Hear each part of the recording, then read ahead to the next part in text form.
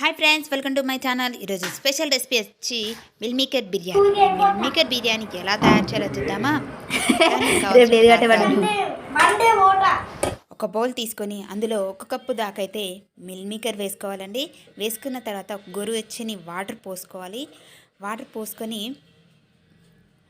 ఒక 5 నిమిషాల పాటు అయితే దీన్ని అయితే పక్కన పెట్టేసుకోవాలి, అంటే నానబెట్టేసుకోవాలండి. 5 నిమిషాలు తీసివేసి అయితే దీన్ని అయితే ఒక బౌల్లో వేసుకోవాలి. ఏమైనా డస్ట్ ఇట్లా ఉంటే వెళ్ళిపోతాయి. ఇలా బౌల్లో తీసుకొని పక్కన పెట్టేసుకోవాలి. తర్వాత నెయ్యి వేసుకోవాలండి. ఒక 2 స్పూన్ల దాకా నెయ్యి వేసుకున్నానండి. నెయ్యి వేసుకొని అది కరిగిన తర్వాత అందులోకి మసాలాలన్నీ వేసుకోవాలి.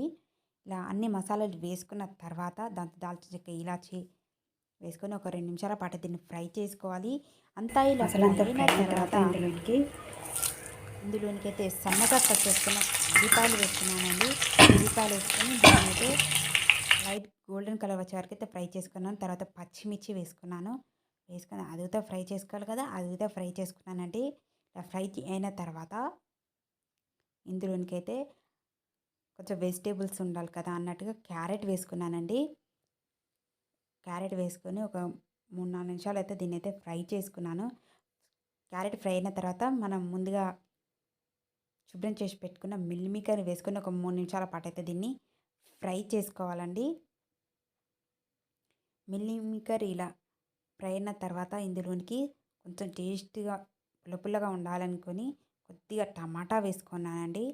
టమాటా వేసుకుని అయితే ఒక 4-5 నిమిషాల పాటు అయితే ఉడికించుకోవాలండి. టమాటా అనేది ఒక 80% కుక్ అయిన తర్వాత ఇందులోనికి ఒక 1/2 స్పూన్ దాకా అల్లం వేసుకున్నానండి.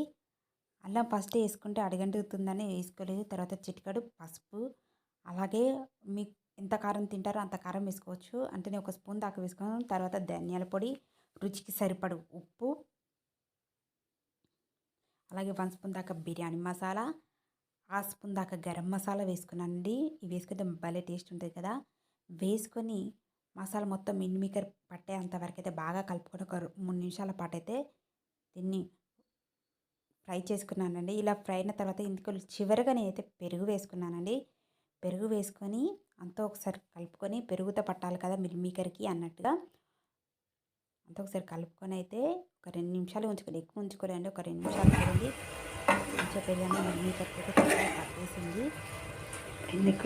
అయితే తర్వాత ఇందులోనికి అయితే నేను కొత్తిమీర, పుదీనా వేసుకోవాలి కదా అన్నట్టుగా పుదీనా, కొత్తిమీర వేసుకొని ఒక 2 నిమిషాల పాటు అయితే వీటిని కూడా కలిపేసుకున్నానండి. అంతా ఇలా ఫ్రై అయిన తర్వాత ఇందులోనికి అయితే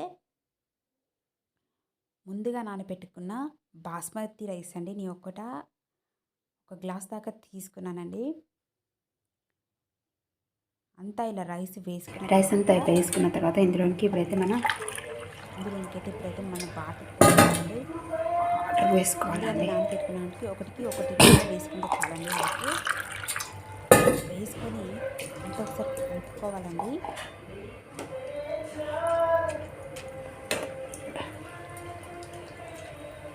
అంతా ఇలా కలుపుకున్న తర్వాత మూత పెట్టుకొని ఒకసారి కలుపుకొని మూత పెట్టేసుకోవాలండి, ఉడికించుకోవాలండి. 15 నిమిషాల తర్వాత చూసినట్లయితే మనకి ఎంతో రుచికరమైన మిల్ మేకర్ బిర్యానీ రెడీ అయింది ఫ్రెండ్స్. మరి ఈ మిల్ మేకర్ బిర్యానీ ఎలా తయారు చేయాలో చూసారు కదా ఫ్రెండ్స్. మరి ఈ వీడియో మీకు నచ్చినట్లయితే లైక్ చేయండి ఫ్రెండ్స్, షేర్ చేయండి, ఛానల్ సబ్స్క్రైబ్ చేసుకోండి. Thank you for watching.